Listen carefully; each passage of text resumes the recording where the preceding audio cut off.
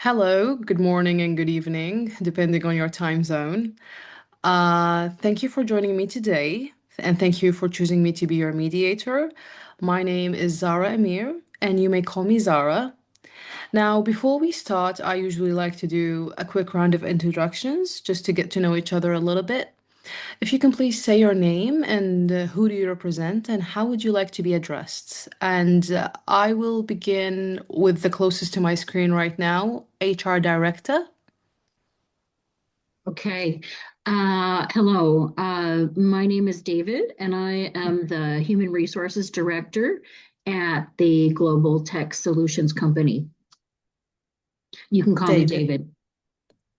Thank you. Welcome, David. And plaintiff, Sarah, am I correct? Yes, my name is Sarah. I'm the plaintiff. I've been working at the company for 7 years. And yeah, you can just call me Sarah. Welcome, Sarah. Thank you. And another question before I talk about mediation. Could you please confirm that both of you are authorized to make decisions or sign a settlement agreement should we reach that stage today? David? Yes. Thank you. Sarah? Yes. Thank you. Okay, so I'm pretty sure lawyers explained what mediation is to you, and we talked about it in our pre-meetings, but I would still like to talk some of the core principles of it, just to make sure all of us are under the same uh, table. So mediation is a party-driven process, which means you'll be the ones that decide what's important to you and how you see the issues being resolved. My role today as your mediator is help facilitate your discussion and help you communicate effectively. I will not be deciding who's right or who's wrong. I'm not a judge, and I will not make any legal advices. And also, mediation and like the responsibility of the outcome stays with you. You make the decisions and you set the terms if you reach a settlement. Mediation, most importantly, is a confidential process and what the lawyers would like to call it without prejudice, which means neither I or any of you will be able to share any document or information we say in our session today in later court proceedings if they take place, which gives you the freedom to speak freely and without having any concerns later on. Also, before I move on to talk about the process, I would like to ask if any of you have any questions at this stage, David and Sarah? No? Okay. So briefly about our 60-minute process today. You'll start with your opening statements. And you can speak about what brought you here today, and you can list afterwards the issues that needs to be discussed and what's important to you. I will help you structure them into an agenda that I will use the chat box down below to write. And also in mediation, it's important to say that you can have a caucus if you wish, and a caucus is a private meeting with me, your mediator. A caucus, there's another level of confidentiality in these sessions. I will not share anything you discuss with me with the other party in the caucus unless you authorize me to do so. It may be beneficial if you feel pressured or you want to discuss something in private. You can also request a break, maybe get something to drink or use the bathroom or get a phone call. When you feel the need for a break or a caucus, notify me so we can get you one. So hopefully this sums up our process for today. Any questions?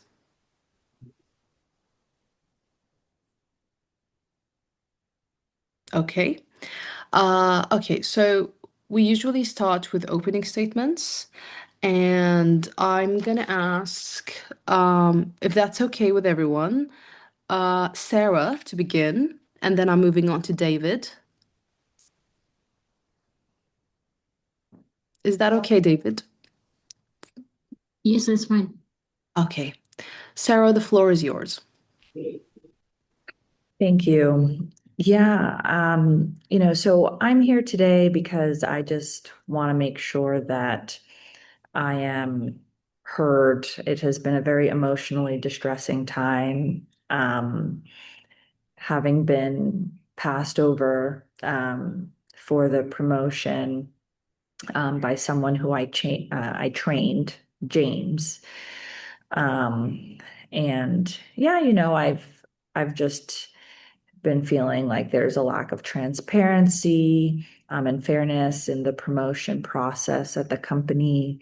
Um, and I'm just here today to get some clarity and regain my confidence in the workplace.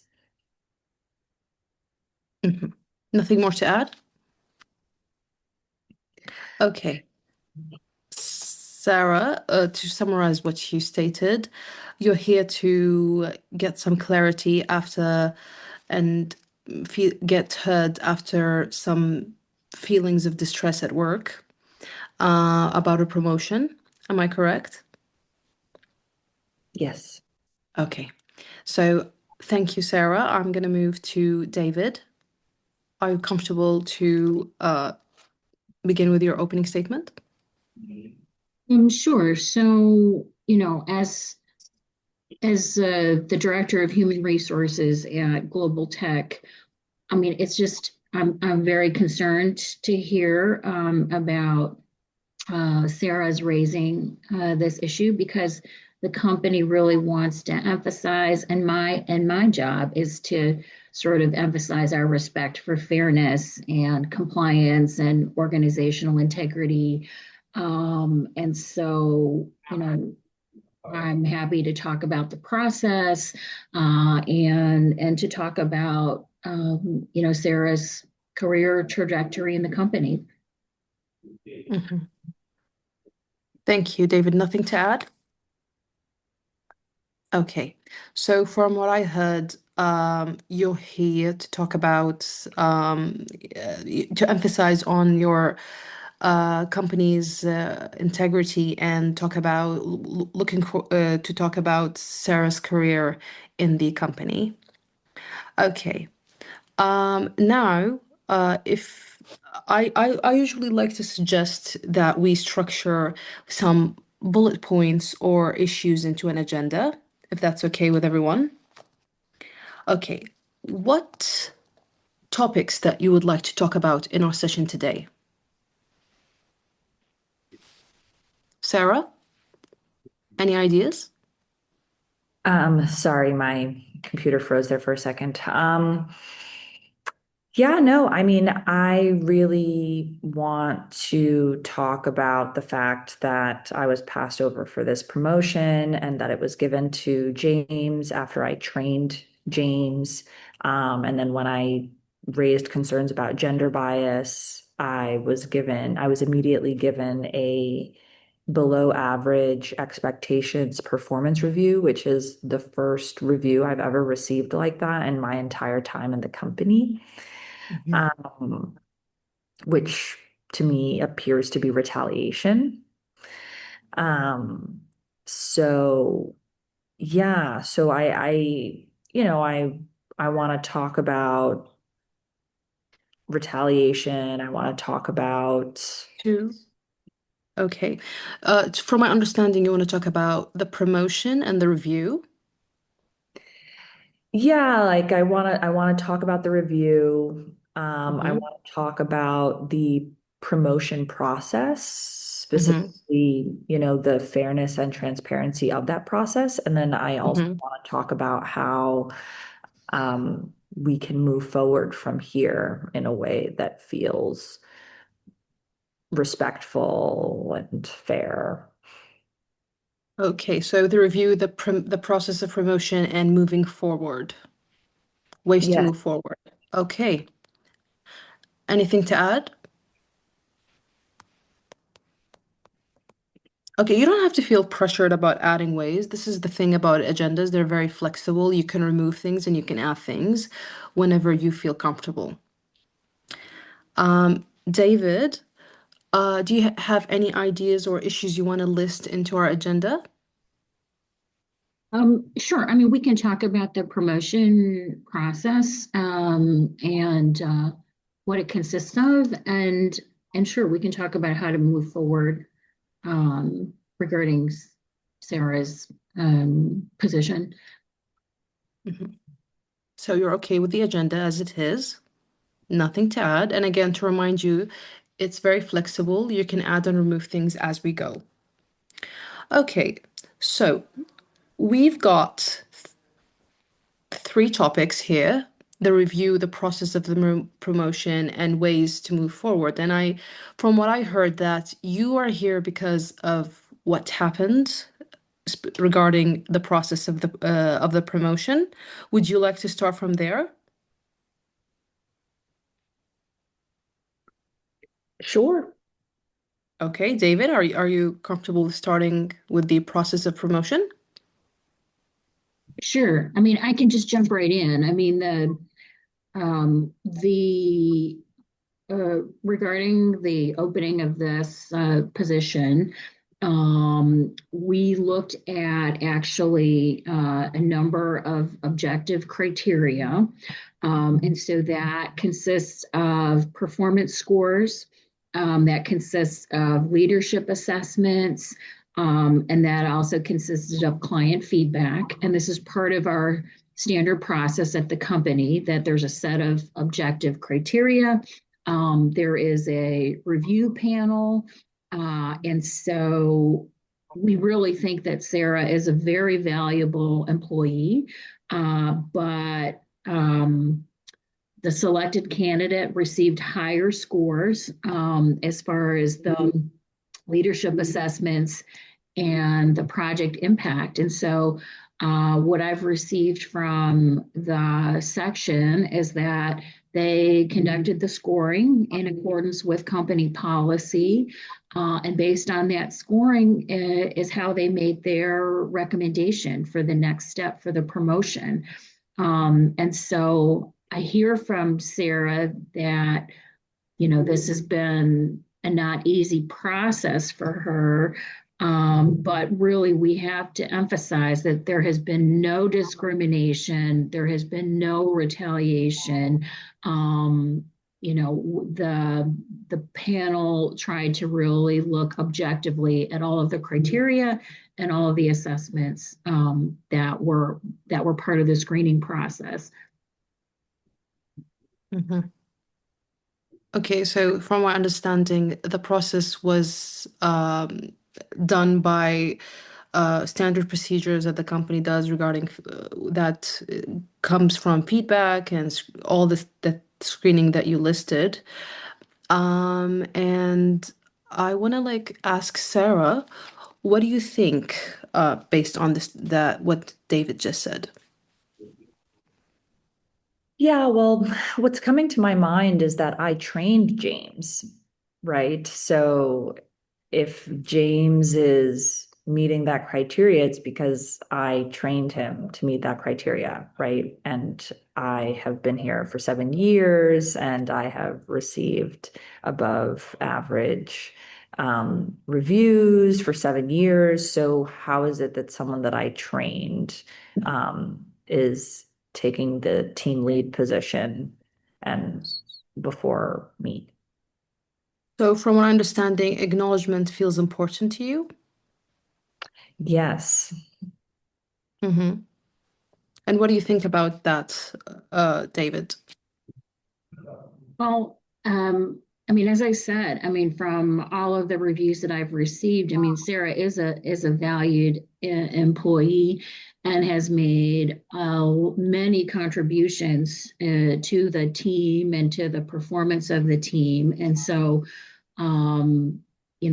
we definitely are supportive of the fact that she has made a lot of contributions, but uh, you know, our company is really trying to follow objective measures. And so it's not a situation where I understand that seniority obviously, plays a role, and we really appreciate the commitment to the company, but it's not automatic that the people with more seniority automatically get put into roles. And so, I think that going forward, that maybe we can look at, we do have a number of programs at the company for leadership development and mentoring and, other types of professional development. And I think that, I would be happy to make a recommendation to her department, about looking at further opportunities to move into other roles in the company. And so, that I think that's something that we can put on the table as far as programs that she may be eligible for leadership development, in the future for other potential roles. Okay. So it looks like you both care about fairness and growth, from what I heard, and long-term success.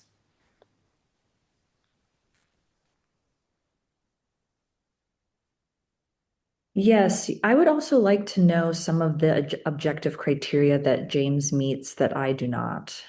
That's something that's coming up for me right now. Right. Well, so the memo that I received from the unit was that the selected candidate scored higher on the leadership assessment and also scored higher on the project impact assessment criteria. And so,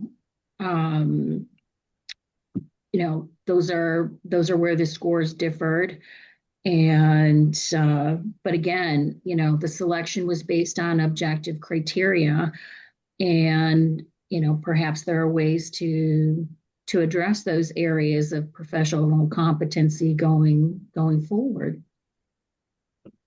Right. And who makes those scores, or who submits those scores again? So there was a hiring panel. Okay, and how many people are on that hiring panel? So I think in this case it was a 3-person panel, and they take 2 individuals from the same department and another individual from another department, and the company has also regular ongoing performance review sort of questionnaires that go out to clients as well as other stakeholders within the company. And so they also pull some of those records also from the human resources system. Okay. I have a question, actually a couple of ones. The first one to Sarah. It feels like it's important to you to know who make the scores, and could you elaborate more on that? Where does that, why do you feel curious in particular to this information? Well, I guess what's coming to my mind is that I have received good scores or above average scores for my whole time here. And so, and the minute I raised concerns about gender bias, I got a below average score.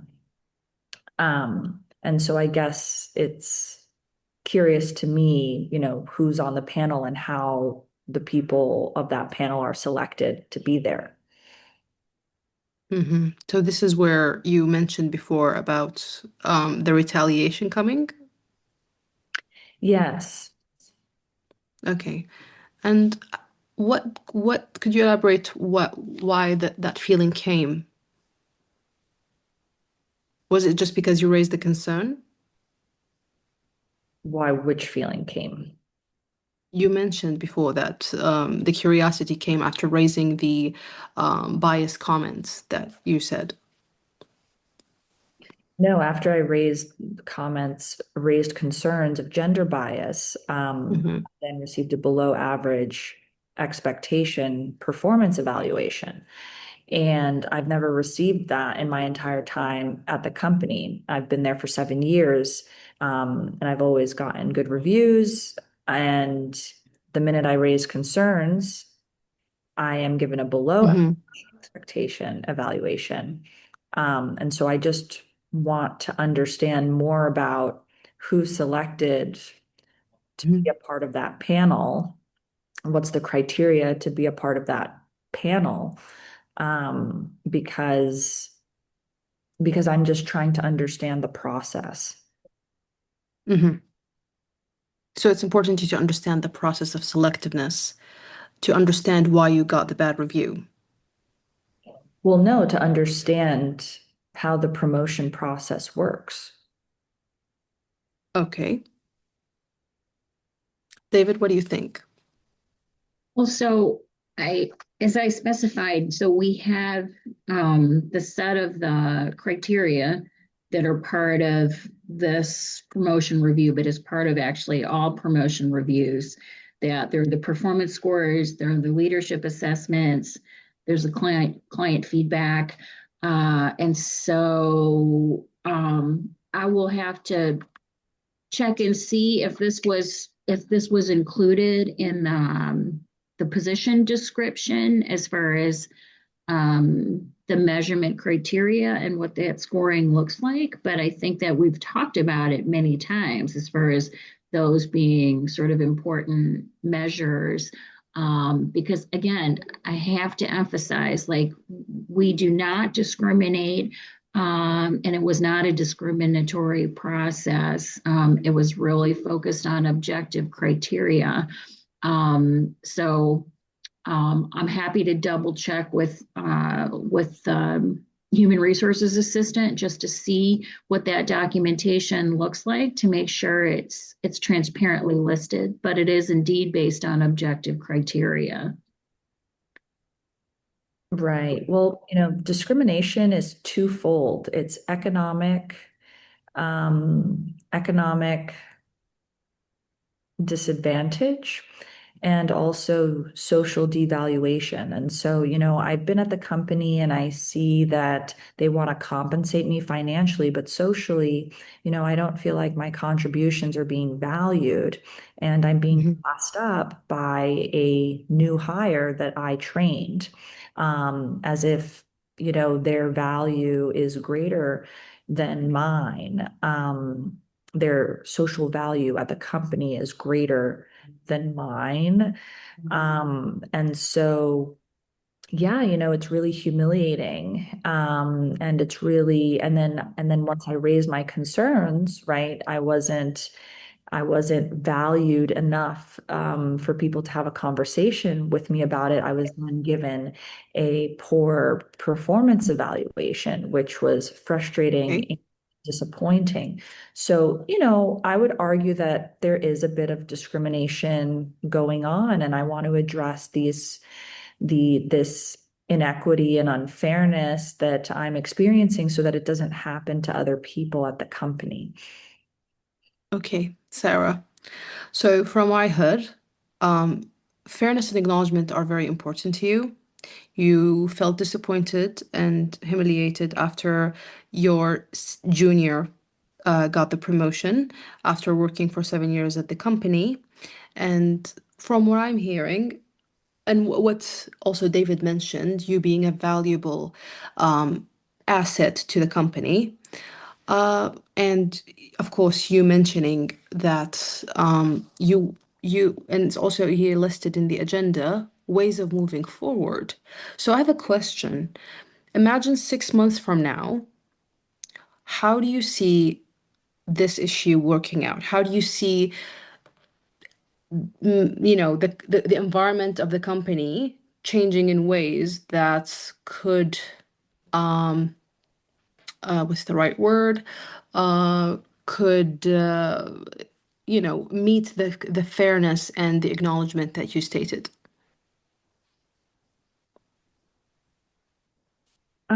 I mean, again, I think a comprehensive review of the promotion decision could be one avenue.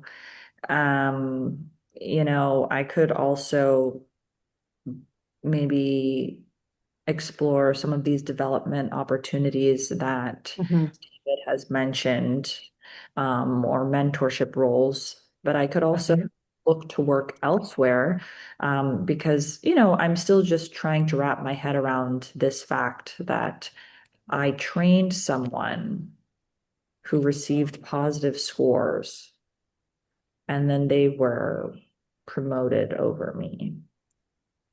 It doesn't make sense. What could you elaborate what does not make sense?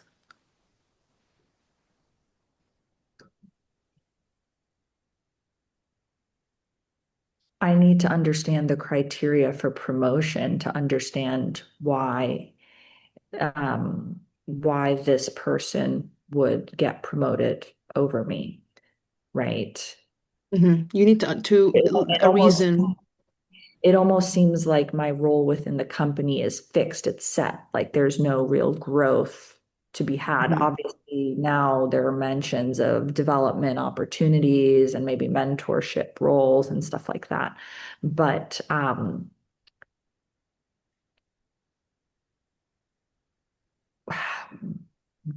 if I can train someone who can take the team lead role, then I'm confused as to why I can't be the team lead.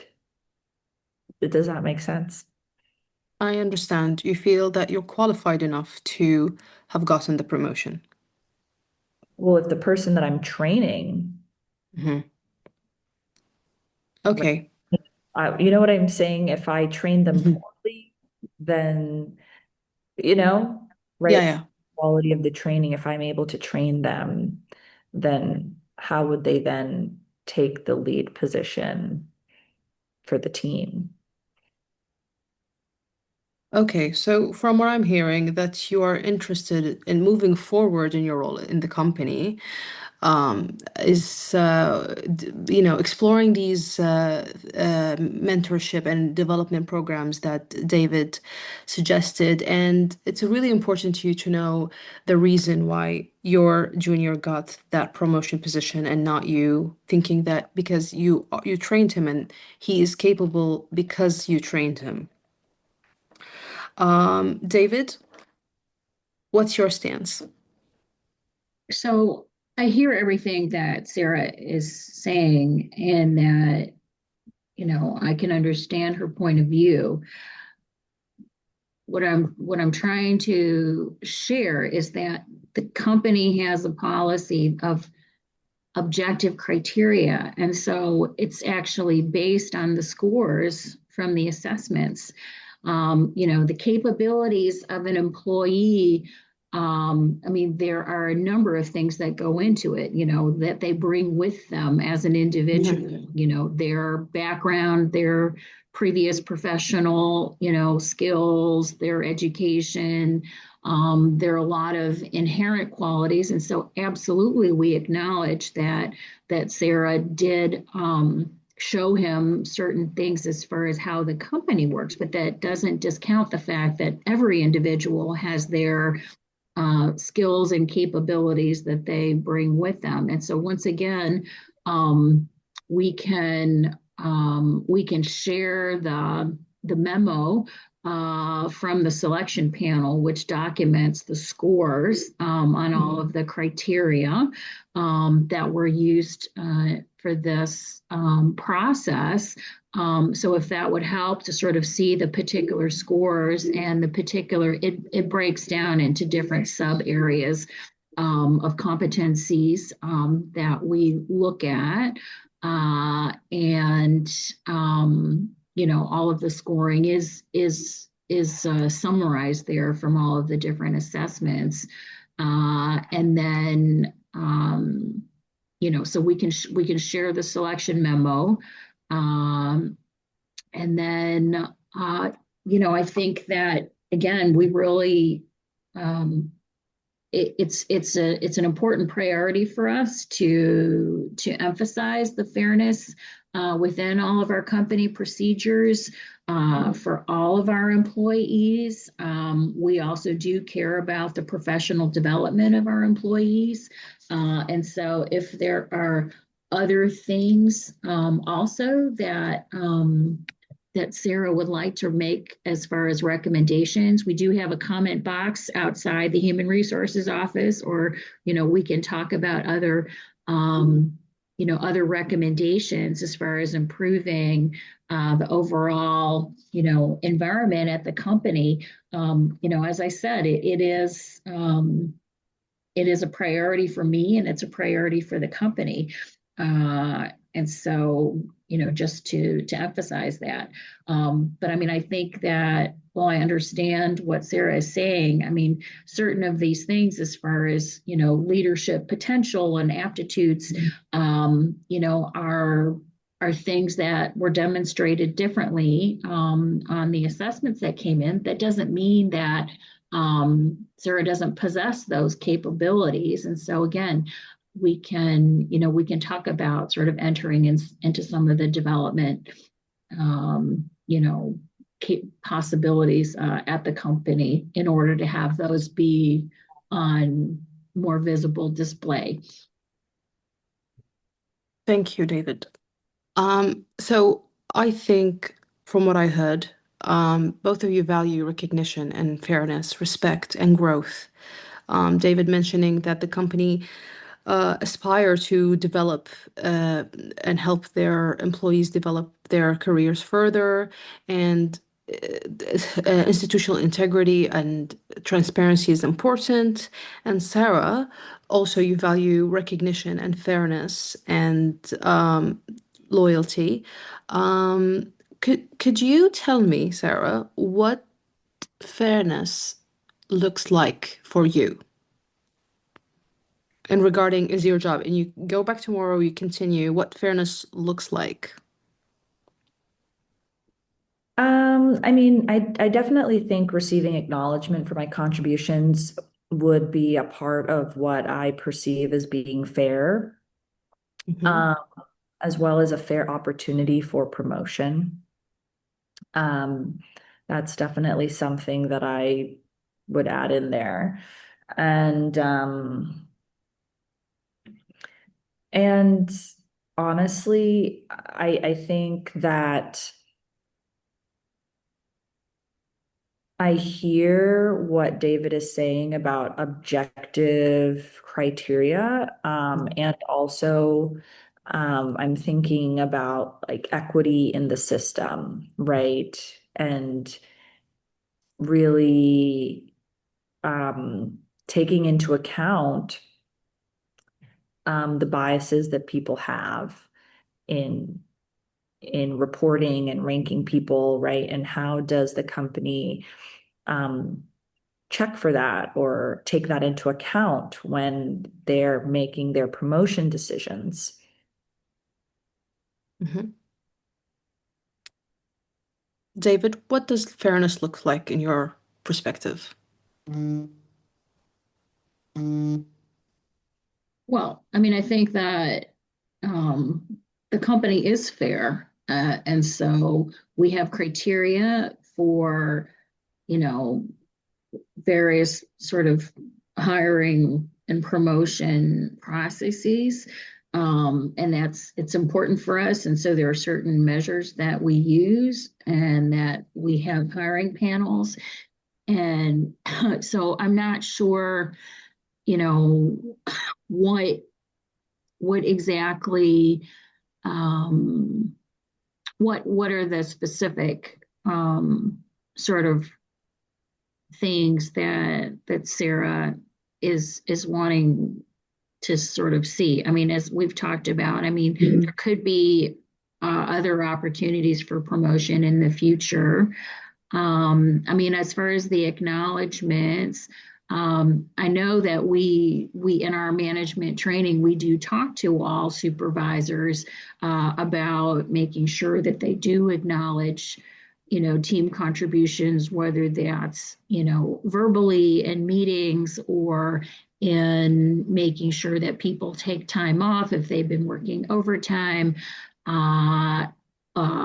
We do have an awards program, and that managers can make recommendations for sort of, on the spot awards, or we do have an annual process. And so, I mean, we can certainly, try to bolster that, but it's certainly in line with company policy to try to have ways to acknowledge people's contributions. I mean, I guess the question is that,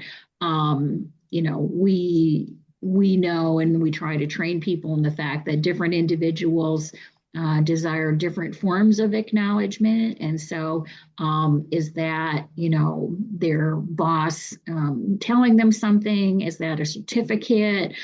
Is it time off? Is it a cash award?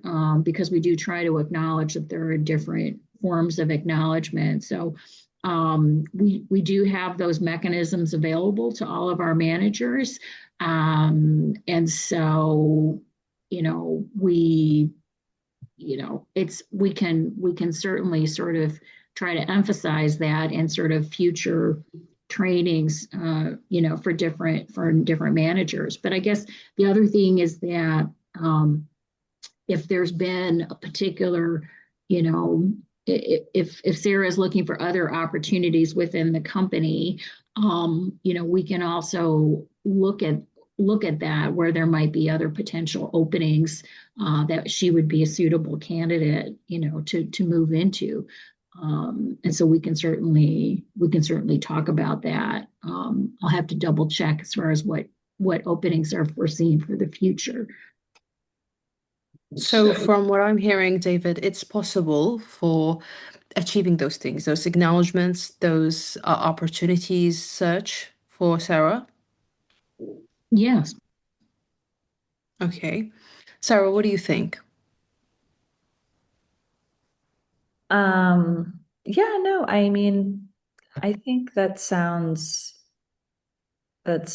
partially good, but again, I really need to understand the subjective criteria, how it's set. Because, for instance, okay, so people could come in and they bring in all of these qualities from other places and their personality and things like that. And they fill out a form and they rate them like 5 stars, right? And the next thing you Mhm. know, like James has, 18 out of 20 stars, and I have 15 out of 20 stars because even though I've been at the company longer, and I've always gotten good, performance evaluations, you know, people maybe don't like something else about me. And so I get like a lower ranking on a particular score, compared to um, this new person who just came into the company.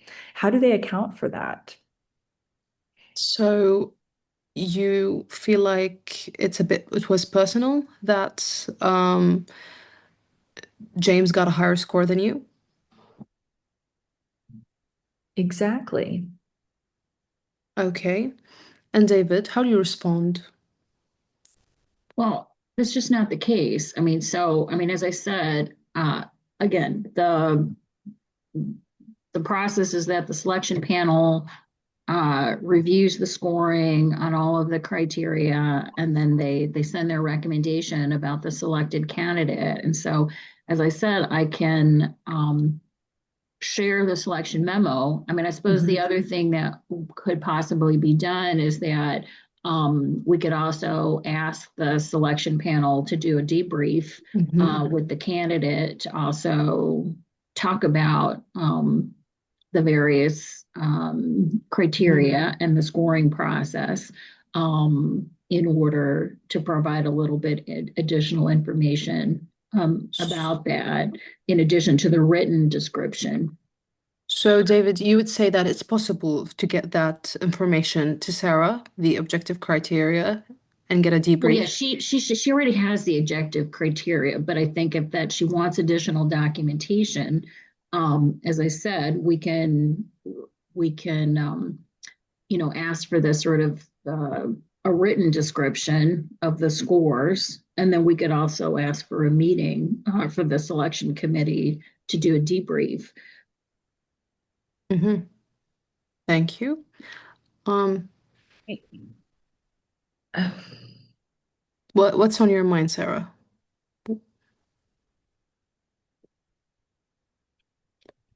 Yeah,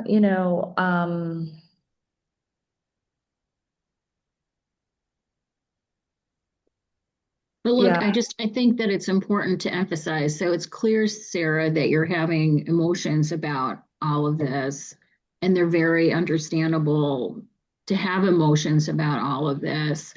And and we do acknowledge that, but we are attempting to do everything based on a very fair and objective process. And so that is the way the scoring came out. I completely understand that it's disappointing, but that doesn't mean it's not possible, to have some other role that would be even more suitable, or to be able to, develop professionally within the company. Because as I said, you've been a great employee, and there could be a lot of great potential in the future.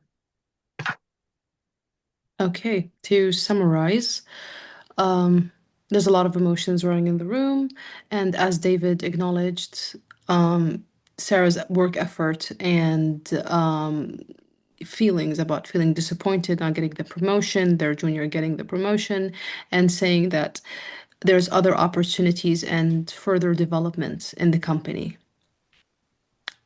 So, where does that leave you, ladies?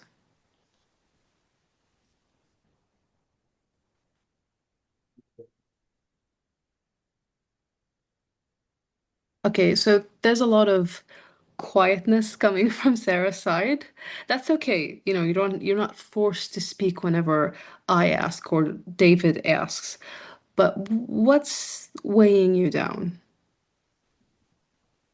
You're processing?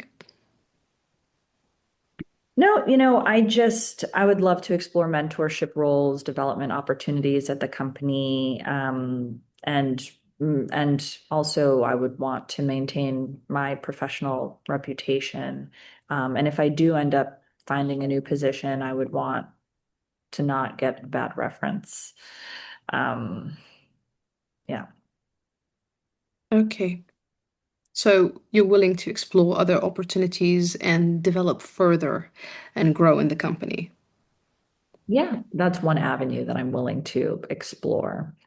Um, yeah. Okay.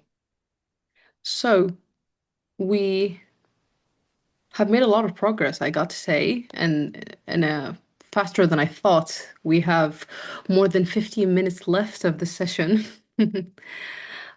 Okay, so what else do you want to speak about? You spoke about, let me help you. You spoke about what brought you here, the process, the review, objective criteria, and there is some willingness to move forward. That's ways to move forward. David offering a lot of opportunities, not sorry, David offering a lot of ways to help Sarah, help you, Sarah, to move and grow and develop further in the company, and saying that it's not the case, you did not get the promotion for discrimination or something personal against you. It's an objective, and they're willing to set up a meeting and debrief more on why they selected the candidate. And, uh, Sarah saying that you're willing to explore today, but you're willing to develop and grow in the company and find new positions that are suitable. And when the time comes. Anything else to add? Is silence a proof for that you're both satisfied? I mean, I guess I would like to also understand, um, how the training was received, because I guess what's coming up for me as well was the training I gave not that great, and no one's telling me, like I So. just feel kind of blindsided by the decision. So Um, from what I'm hearing, that you have some self-doubt regarding the training you gave. I mean, I don't have self-doubt. It's just that I don't really understand why I've been at the company for this long. And I am training other people.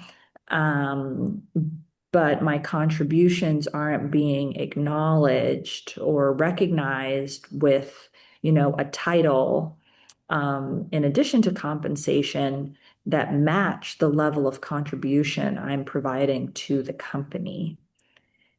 So, from understanding, you feel like the compensation should have been bigger? No, the financial it's not enough to just financially compensate somebody, It's also like you need a title, right, that recognizes the certain contributions that you're making to the company so that you're also taken seriously. Um, So, social acknowledgement as well?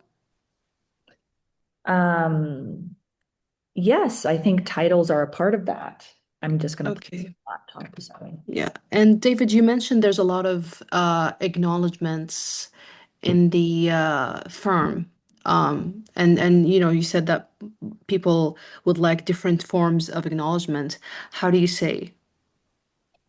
Well, yeah, that's what I said.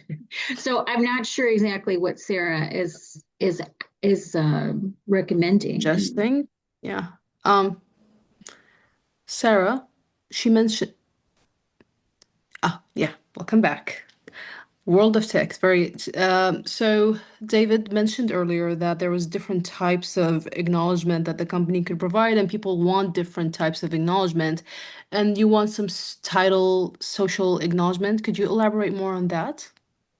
I just want to understand why I didn't receive it, right? I want to understand the process leading up to this decision. And I want it to be reviewed and I want to understand, holistically why this decision was made. And then, yes, I'm willing to buy into maybe one or two of these ideas on how we can move forward.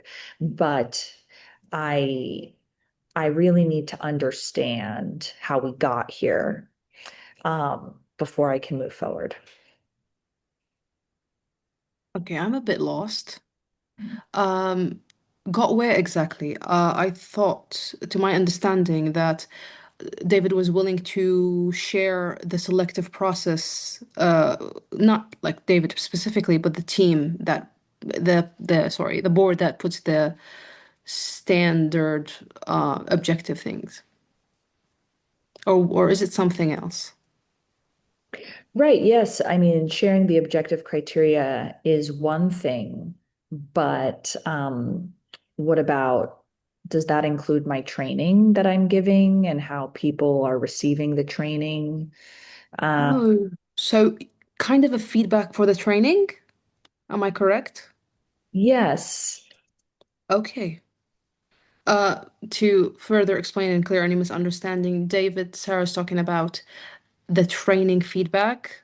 Since Okay. that, Well, so, I mean, I think it sounds like we're raising more than one thing here. I mean, so one is regarding the criteria and the process Mhm. for the selection for the team lead position. But it sounds like maybe Sarah is raising a separate Mhm. question about ongoing sort of performance feedback. Yeah. And so that, I mean, that's the responsibility of her line manager. And so our company policy is that there are quarterly sort of sit down meetings to talk about sort of employee performance and their progress towards their sort of objectives for the year and for the unit. And so, that's certainly something that we can look into. So it's our policy that feedback should be being provided on a regular basis. But if Sarah, if you're interested in specifically looking at the training progress,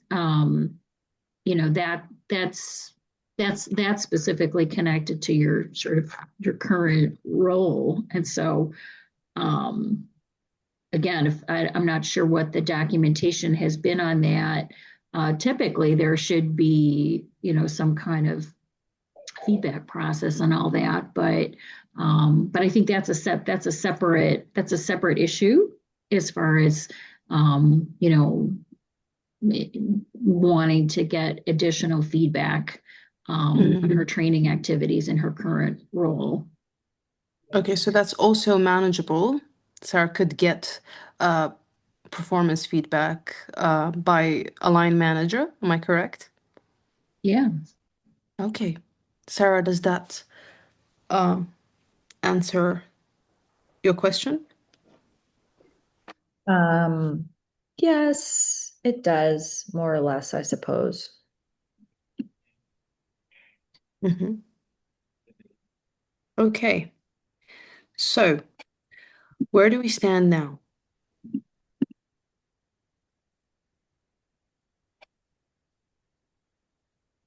Okay, I'm going to summarize. So, because I don't think we have any more time left. Yeah, we have up to 5 minutes.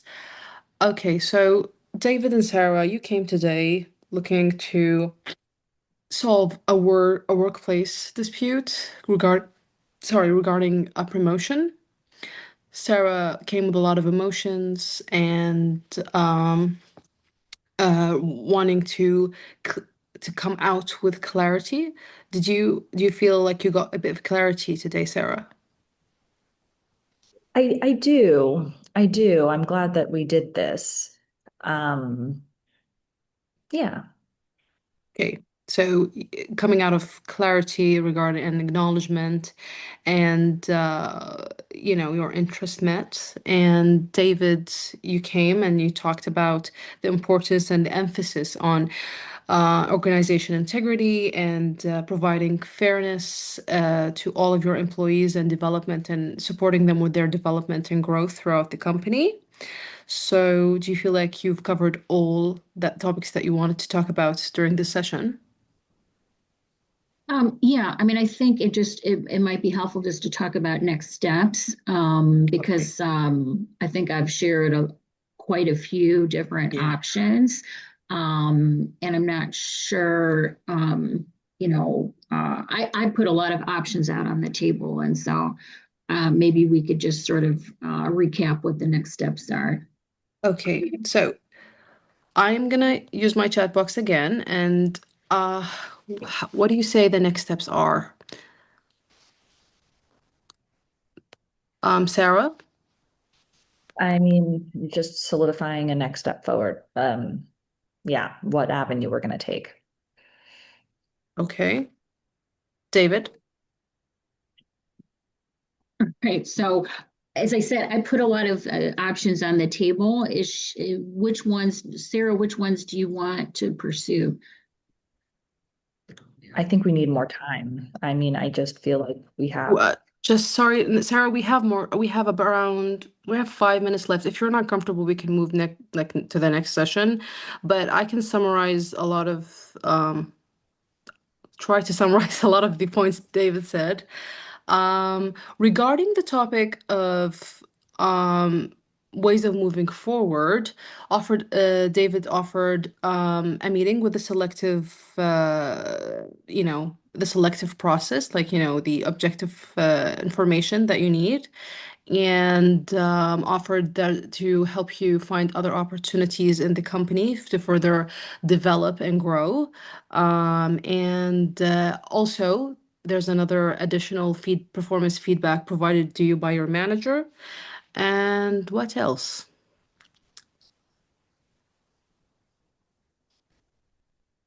Um,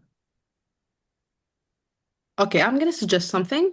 I'm gonna write those here, and we can continue on a short session to confirm the settlement. okay. That's okay with you?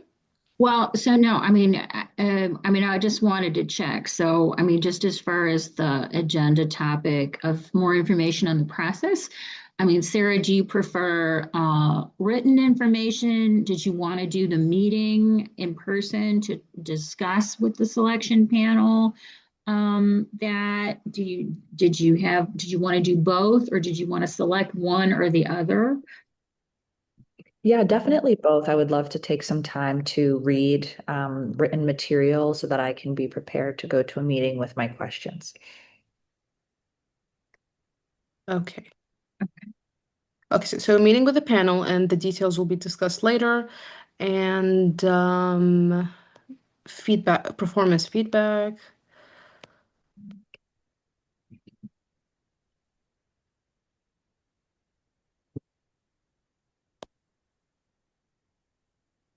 Okay, so what I heard was that Sarah is interested in written feedback on the selection process and an Hmm. in-person meeting with the selection panel Yeah. regarding the promotion process to get additional information about the scoring and the particular areas of the scoring. And And then also explore, sorry, she wanted also to explore some roles and promotion opportunities. Well, so what I heard was that I think that the looking at mentorship opportunities for professional development, so we can send her the information about the mentorship program. It's a formal program that you have to apply for, so we can send her the application on the mentorship program and how she could apply for that. So I think. Um, and then we can certainly um, have a separate sort of, follow up regarding her current position and feedback on how that's going. And so I'm not sure if Sarah, you just want to talk to your manager directly about that at your next performance meeting, or if you wanted HR to be involved in that. I would definitely like to have the discussion before the next performance evaluation. Yeah, I'd like to have the meeting before then. And yeah, I think it would be good to have HR involved. Mhm. So did you want us to follow up on that, or did you want to? Yeah, I mean, I think it would be good for maybe HR to take the lead on that. Okay. Okay. Everything is clear till now? Sarah? Yeah. David? I think so. Okay. So this was a great session, ladies. I'm gonna, your lawyers will sign off the papers and send them to you. Thank you. Okay. Woohoo. Can I give my feedback and then hop off because I have to prep for another meeting, Francis? Go for it. Okay, so Zara, is that how Yes. I loved how you put an agenda at the beginning of the mediation. I love how you co-created an agenda. That was, I don't know, I liked how you set the stage by co-creating the agenda. And then it was like, we're talking about things that we want to talk about. And so I feel like you're able to measure whether or not you met what the parties wanted to Mhm. talk about in real time. And so I just really wanted to say that before I hopped off. And Thank you. Any room for improvement? I want to a brutally honest feedback. Like, just how did you feel when I was the mediator? yeah, I think I felt sometimes I didn't know you were talking to me. I definitely Hmm. felt that way. Sometimes I didn't realize that you were talking to Sarah. Um, it was like a blanket question and it could have gone either Hmm. way. So I think maybe using my name more. Yeah. And at the end, when human resources was like, well, I offered all of these options, so which one do you want to do? Like I think Hmm. I felt like I mean, these are just like again, like these are just a lot of options, are we gonna Yeah. prioritize, like, maybe one, they should be prioritized, like Yeah. top three, I agree. Yeah. what's the, It's because I'm sorry, I usually put options as well, but I don't know why I didn't. It's probably I'm used to my flip chart next to me. But yeah, you're correct. The options got overwhelming and I should have written them down. Mhm. okay. Yeah, no, but other than that, I thought, obviously you chose to keep us in joint sessions for a while. And I thought that that proved to be more or less effective because we had things in terms of moving forward in common. Mm. So I'm just saying, as a party, like I felt good about it. That's just how I felt as someone on the receiving end of it. And there were just certain moments where I was like, oh, I don't know if she's talking to me, or oh, I feel overwhelmed by Yeah, yeah. the information, like could it be broken down? But other than that, like I really loved how you set the agenda. So yeah. Thank you. And one last question before you you sign off. Towards the end, when Zara was summarizing where you are, and she mentioned that Sarah came with a lot of emotion. How did you receive that? Um,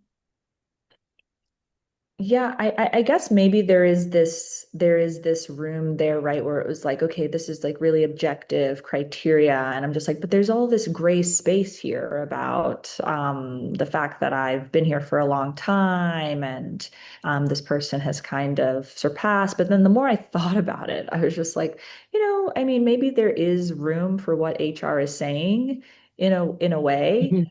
Um, and then things started to go through my mind, but I didn't want to like insert that into the mediation.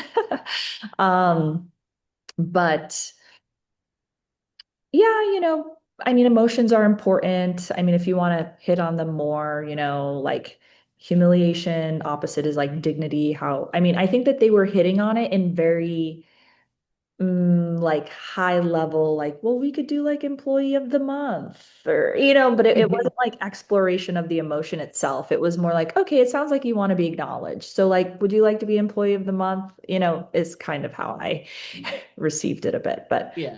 it Mhm. No, validate, acknowledging and validating emotion or naming the specific emotion itself is definitely, advisable thing. Mhm. However, there is question when it comes to quantifying the emotion, right? Because Mhm. quantifying the emotion could risk backfire, you know, from, This is what I learned from like last time. I feel like sometimes if I tug on emotions too much, it's just gonna open a can of worms and I can't put it back. yeah, just acknowledge or validate it and let it Hmm. be. Don't quantify it, you know. Uh, Hmm. yeah, quantification will risks derailing the process. Yeah. okay. Okay.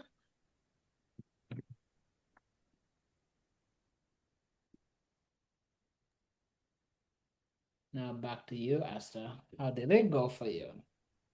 Okay. Um, so it was fine. Sarah, I really like some of your open-ended questions in the middle. Like that was really like there were a couple points like like what does fairness look like, or how checking in with the participants. That was really good. Um, what's weighing you down? That's good. That's really good. So I really like your middle part. If you're asking for brutal, though, I can give you other things that didn't resonate that well.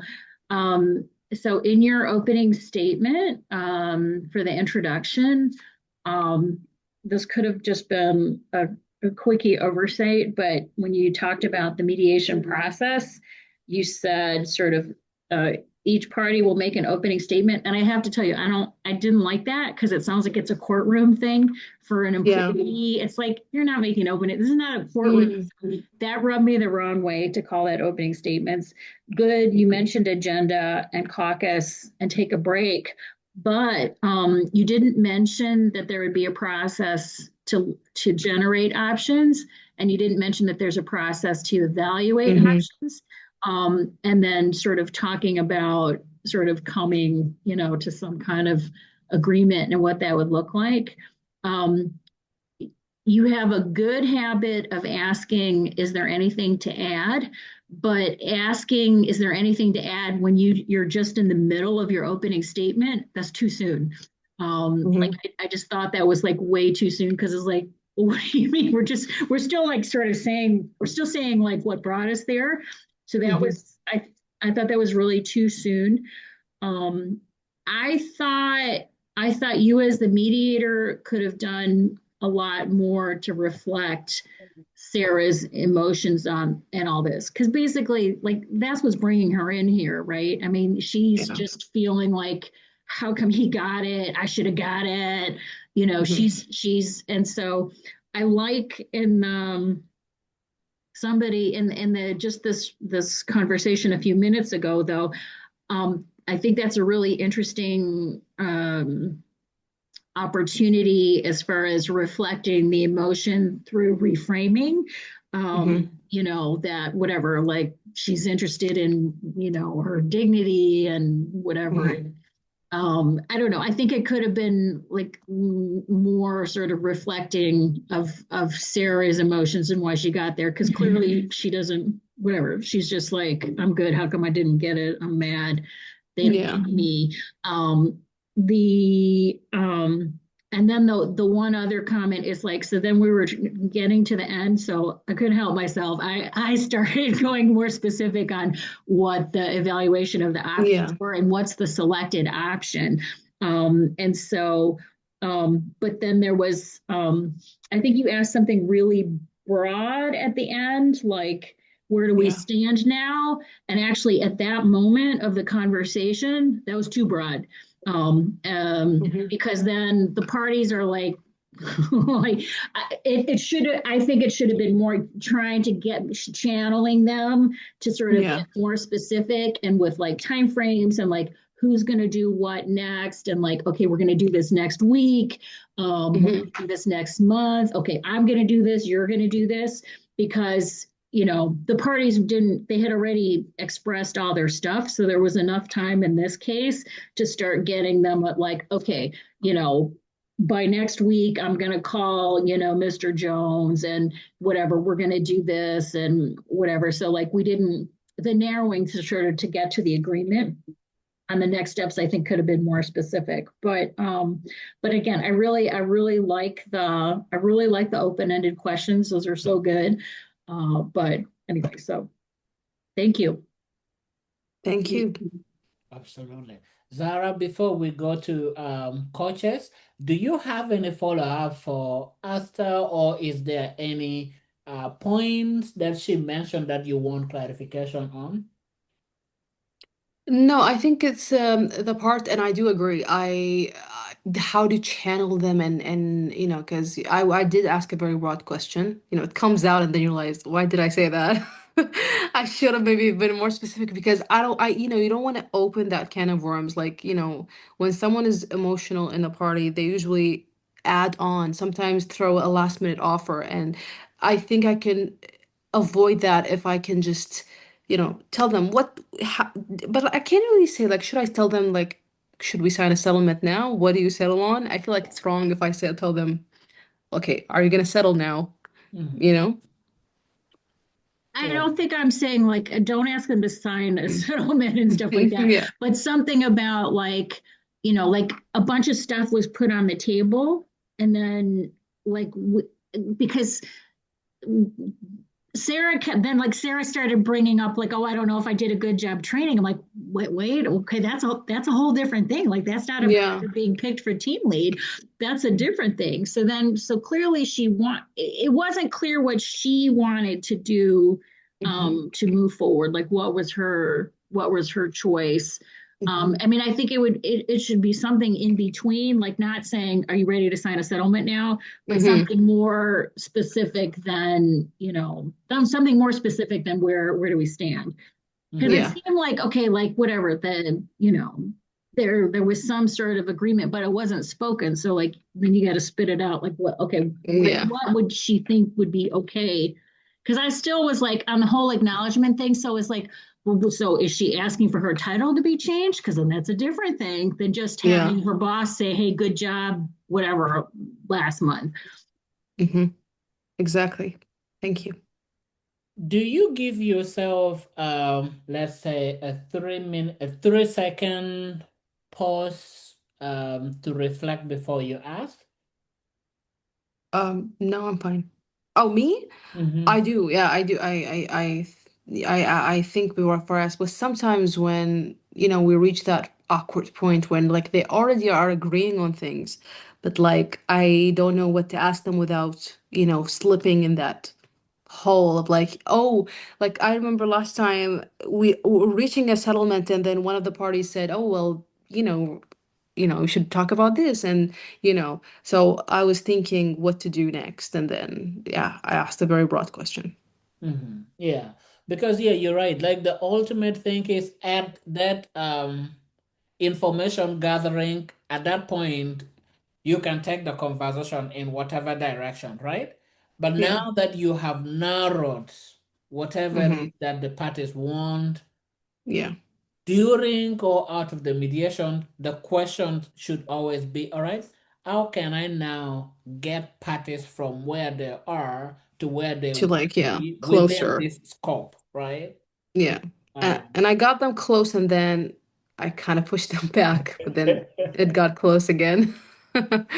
Yeah. but no, that's you did a fantastic job. Now what about from you? Let's hear from you and then we hand over to our coaches. No, I'm fine. I'll wait at the end. I want to get more feedback. Okay, let's start with Karen.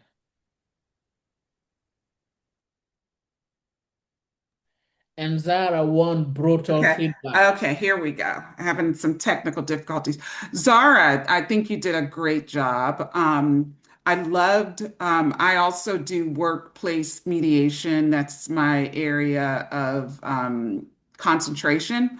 And so unlike I'm sorry, Asta, am I pronouncing it correctly? I didn't mind the opening statement because, and you have to sort of feel the room. You got to read the room. Sometimes it's appropriate. Sometimes it does come across, like Asta said, a little formal.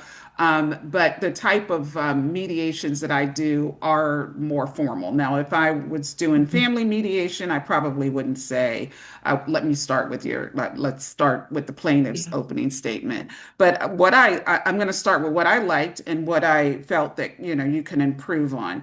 I love the agenda setting. That's something that I've never done.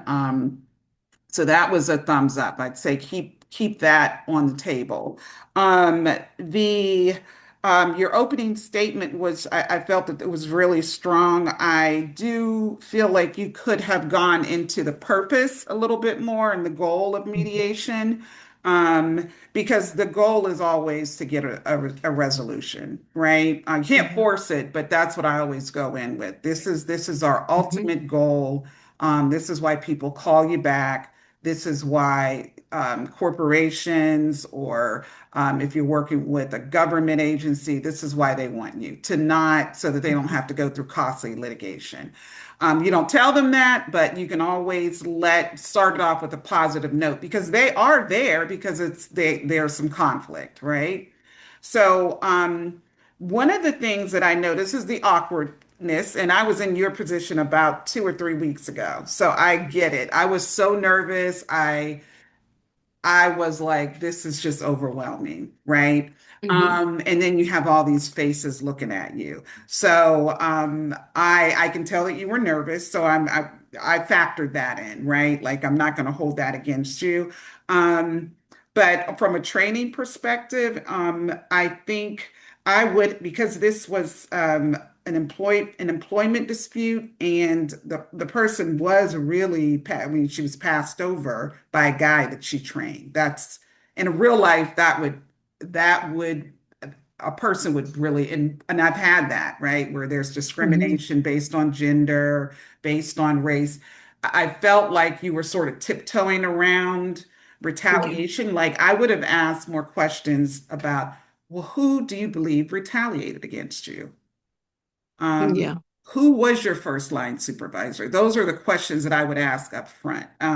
As Francis said, information gathering. I would have liked to see that up front. Like, who is your first line supervisor? How long have you worked with Global Tech? Who did the evaluation? Why do you Hmm. believe you were retaliated against? How long after the promote? Because she did, Sarah did mention that. I'm sorry, my dogs are out of control. They're jumping anytime. Sarah did ask, she said, I felt, and that was a key issue, right? That I felt like, and you were probably just nervous, but I felt like that was a crucial issue. That's probably why she was Hmm. there, because of retaliation and discrimination. Those were the two things: gender bias and retaliation. And that is something that employment mediations happen all the time. You know, the Yeah. person feels discriminated, and whether it happened or not, that's the reason why they came to you. So I would have explored more by asking those, getting the information up front, like when did you report that you felt discriminated? On what day, the who's, what, when, and where, right? And then she can tell you that. It is a little awkward because what I think you did great at, which I'm not that good at, is using conciliatory language, right? Um, and in these type of employment disputes where it is highly emotional, someone got passed over by a Hmm. person that they trained outside of their gender. That's going to be intense. And in the real life, people are usually coming to the mediation very upset. Yeah. But the goal is to, and when I feel awkward and when I do a caucus, that's my favorite thing to do when I'm like, okay, we're going in circles here. Let's go ahead and caucus. And you're more comfortable really talking to um, each party. And for me, it relaxes me. Like, what is going on? Like, this is a confidential. What are you going to do next? And then give them a Okay. cost benefit analysis. And I take a Hmm. more evaluative approach. Like, if you don't resolve this today, Hmm. what happens next? You're going to, Yeah. do you really believe that this is something you really want to go forward with in a formal litigation forum? And so then they can start looking at, yeah. Um, and sometimes they do, and but it at least gives them the parties and then management, because management, HR was just giving out sort of these flat general statements. Of course, they're not going to, there was no retaliation. Well, that's for a judge to decide, not the mediator, but blanket Hmm. statements, there was no retaliation, doesn't make the complainant feel better. So then that's when I would get caucus and say, well, can you understand that when she complained about her supervisor, can you get that perspective? When she complained about her supervisor, 2 weeks later, she applied for a position and didn't get it. Do you see her perspective? And then they could go, oh, yeah, I can kind of see that, right? Yeah. And then who was on that? Was the person that she felt retaliated against, or was the manager also the hiring official? So those are questions that I would have asked of. Who was the hiring official? Who did you Yeah. complain about? And that way, the supervisor or HR is aware. Yeah. Yeah, you're right. I tiptoed. I didn't tiptoe. I just deliberately chose not to ask who retaliated against her Okay. because I didn't know the outcome of asking because I didn't want to feel like, I felt like an interrogation, and maybe that would have backfired. As I said, I used to tug a lot on emotions and carve for information, and it doesn't Hmm. really give me great results. So Okay. I was very preserved this session, I would say. Okay. Yeah. So you felt like if you had asked her, who Yeah. do you feel? So when you do workplace, have you encountered issues like this in your workplace mediations?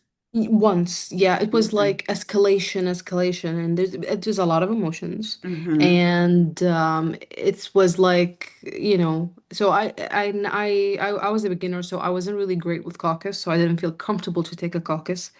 So Okay. yeah, yeah, Yeah, yeah, it is. Yeah, it is a lot of emotions. I've been doing mediation for about 25 years.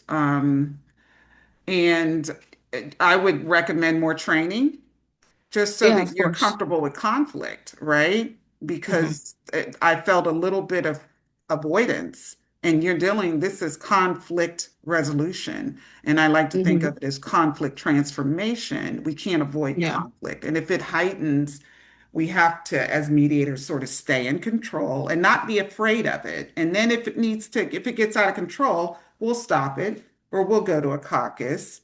But you do have to let people express how they're feeling Hmm. and manage those, help them manage it. And if you can't control it, I don't know what happened in your session. If you said it exploded, like what happened? Did they start crying or? No, it was a lot of accusations, a lot of like back and forth. So we Mhm, were like running in a loop. So now, knowing that now, of course, we worked it out after a caucus, mhm. because a caucus, as you said, like diffuses the situation, especially in a lot Absolutely. of emotions. Yeah, absolutely. I think you did a great job. Those are just some of the key points that I felt like in a workplace mediation, which to me is a lot more intense. But great Thank you. job. Yes. Thank you. Absolutely. And now let's have follow.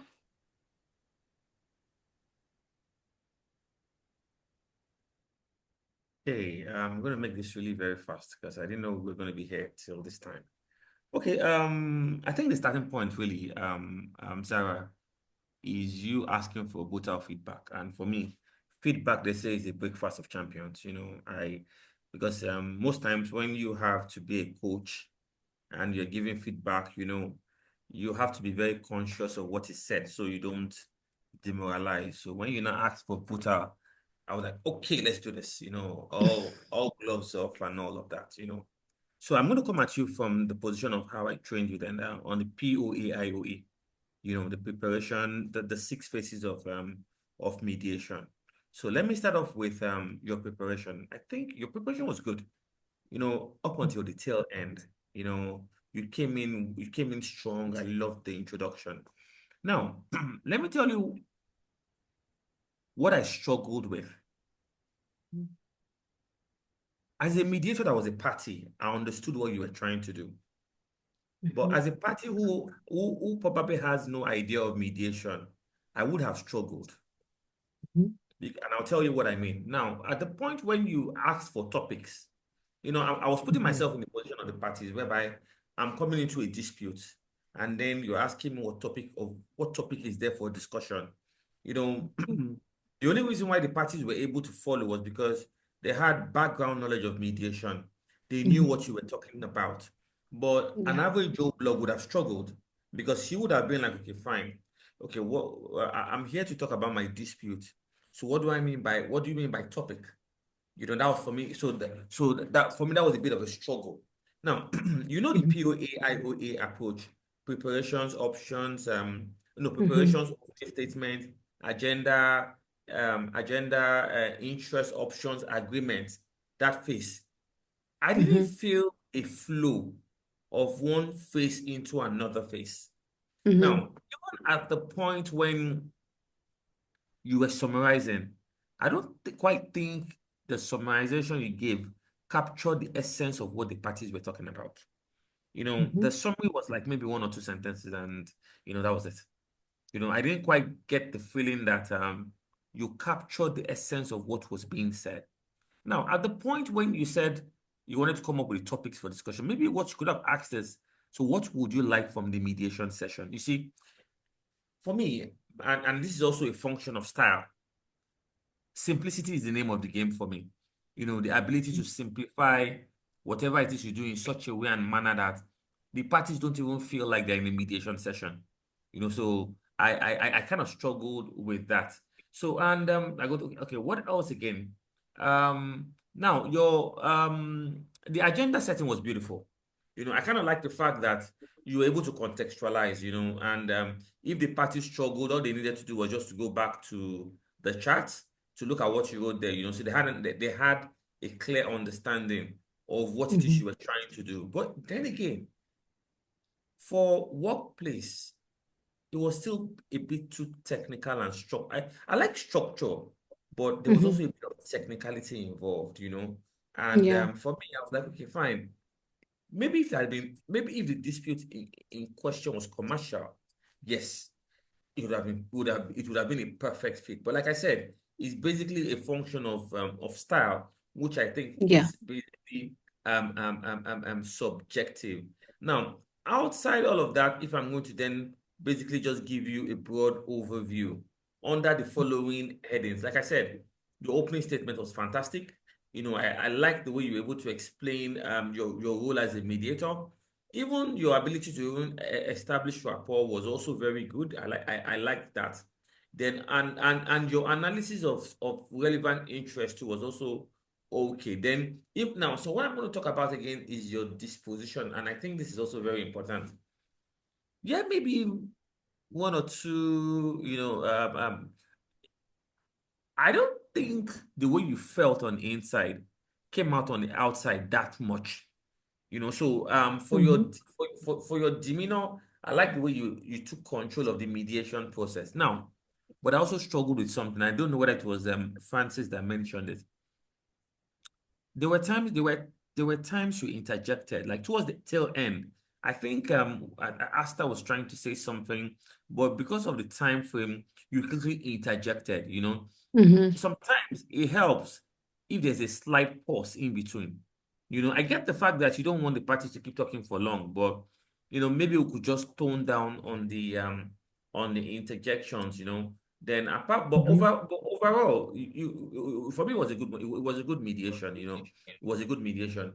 So the only thing there is that like I said, it was easy because the parties kind of had an understanding of what it is you were trying to do. Yeah. There were some technical words you were using. I use the words technical because if you were coming up with words like opening statements, agenda to parties that don't even understand what mediation is really all about, you would Hmm. have spent more time having to explain to them what it is you had to do. But other than that, I think it was a beautiful one, Sarah. It was a beautiful one. Thank Hmm. you. Thank you. Yeah, I'm very structured in my statements and the whole process because this is how I got introduced to mediation. I was a competitive mediator for like when I was in my bachelor law degree days, and I participated in the Vienna competition. I participated in a lot of competitions, and I got trained to be a competitive mediator. So in the competition, we were like trained to always be like very structured. And as you said, if I'm talking to someone who is a negotiator or a mediator, they would understand. But you're right, some people have no idea what mediation is. And I do agree with this. And this is where I struggle in my flow breaks because I'm used to sitting in a room, whether I'm assessing or mediating, with negotiators that know the entire process or lawyers who know the entire process of mediation. So that helps a bit. But sometimes, yeah, you're correct. There's no lawyers, there's no negotiators, you're just alone with yourself and the parties who have no idea what an opening statement is. That does feel a bit maybe intimidating because its statement reminds them of a court, of a judge, of like a lawyer, someone with authority. And to be honest, a mediator has authority only on the process, not the people or what they say. And I'm just gonna say only one last thing. And what I'm gonna say is, I don't think, okay, don't lower your standard, right? Hmm. Continue being the structured mediator that you are, right? Because that is your part of authentic process, right? Yeah, it's my What style. you want to do is you want to let parties know what it is that you're gonna be doing when so maintain your structure, just knowing who the parties are, explain what those structures mean for them, Hmm. such that Yeah. we're working on the same page. That's everything that I have to say, and amazing session. And I hope everyone here got something from everyone here. Exactly. It was very, very, very helpful. That being said, I do thank you all so very much for being here, and I definitely will see you all soon.